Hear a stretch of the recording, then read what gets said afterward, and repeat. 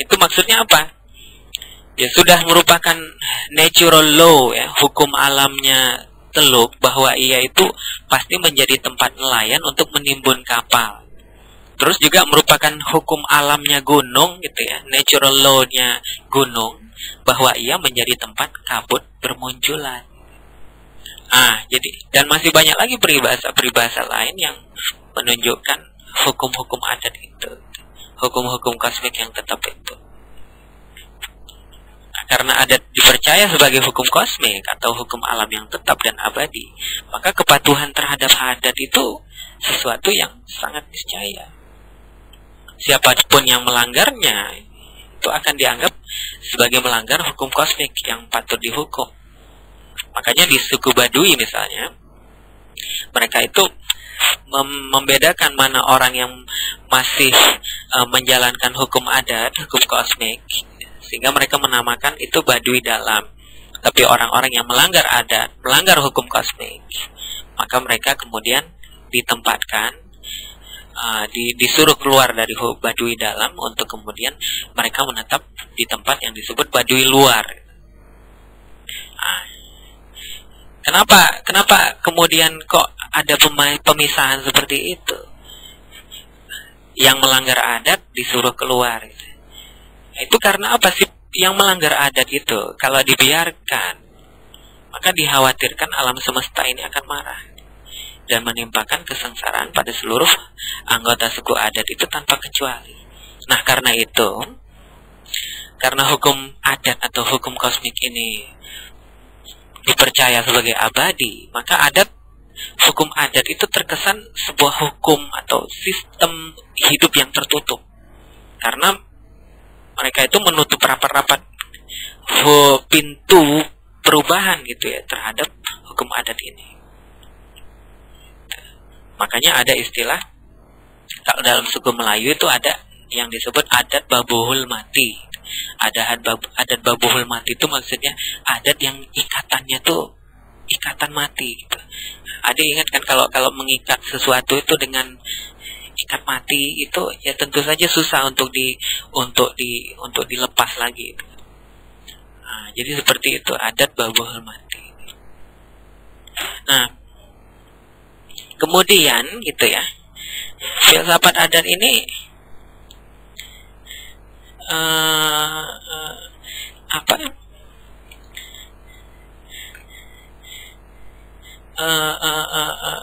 hampir seluruh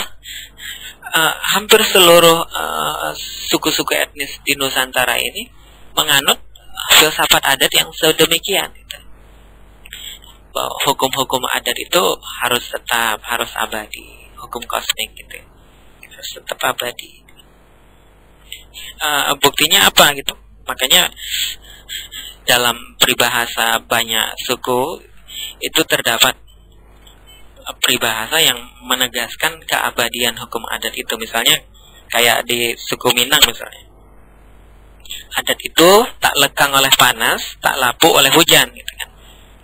Jadi terhadap cuaca, baik cuacanya itu panas atau cuacanya itu musim hujan, adat tetap adat itu tetap abadi. Jadi tidak berpengaruh pada cuaca, tidak berpengaruh pada pengaruh perubahan masyarakat. Adat itu tetap gitu, dari awal sampai akhir tetap. Kemudian juga suku Bugis misalnya, di suku Bugis ada peribahasa rusak taruh datuk dan rusak taruh adik. Kalau pendapat raja itu bisa batal, tapi kalau pendapat adat atau hukum adat itu tidak bisa batal. Ini menunjukkan bahwa adat itu tetap, hukum adat itu abadi. Terus juga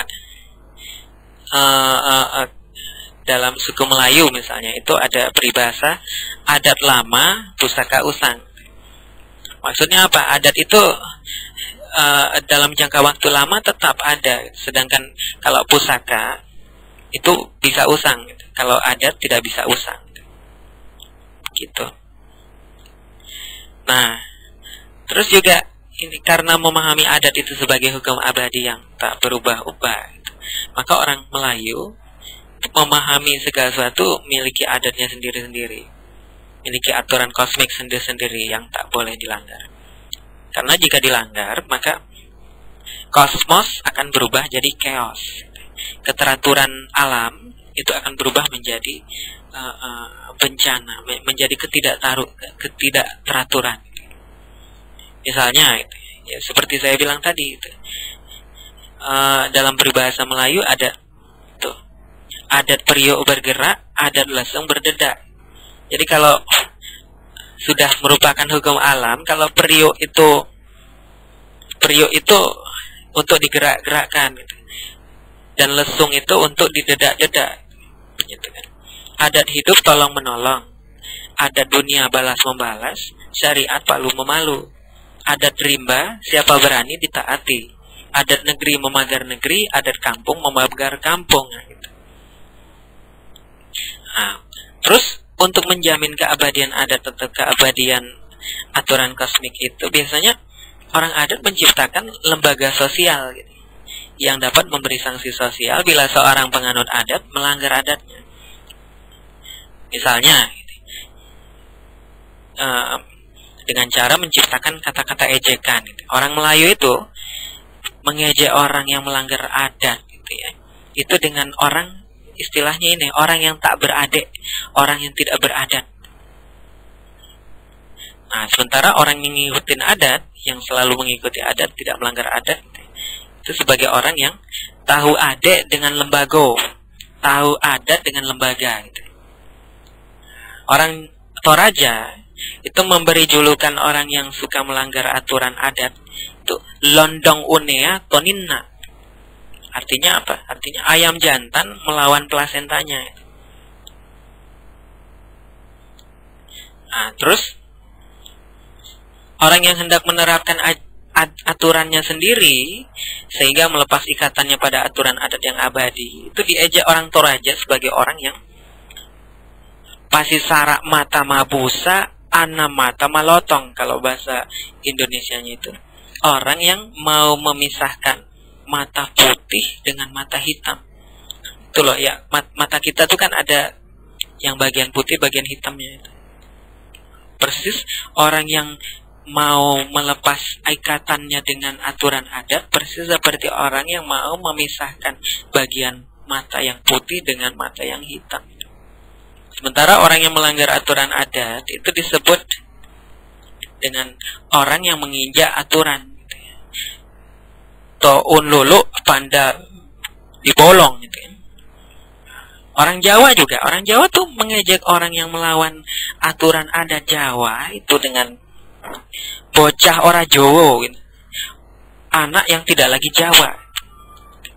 Terus dia tidak lagi diakui sebagai orang Jawa, gitu, karena dia, kalau bahasa Jawanya itu begugu ngutawaton, membangkang dan tak mau taat, gitu. Gitu kan. Dan masih banyak lagi, gitu. Terus keabadian aturan adat bukan hanya dijamin oleh tersedianya kata-kata ejekan, tapi juga tersedianya peribahasa, petuah, dan juga doa. Misalnya ya, orang Bugis itu memiliki peribahasa yang mengajak untuk mematuhi aturan adat. Misalnya ada peribahasa, kalau nggak salah itu ini, mapatarete riwarie muang ngurus salompe matangarigau puralaloe. Kalau bahasa Indonesianya, mengikuti hukum yang ada, mengikuti pengalaman, terus melihat perbuatan yang lalu.